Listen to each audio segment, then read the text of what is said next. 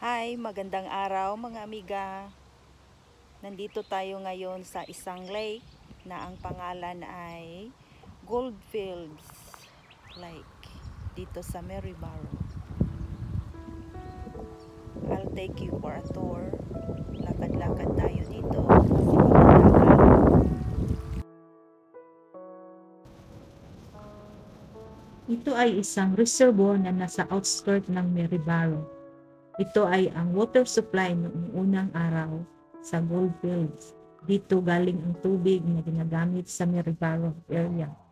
Pero ngayon, ginawa ng recreation, gaya ng fishing, swimming, playground, picnic area, boating at walking track. Merong 1.5 kilometer kung lalakarin paikot. Na-built ito noong 1862. Kung sa fishing naman, merong mga trout at carp, karamihan makukuha ng mga isda. Sana nagustuhan ninyo ang video.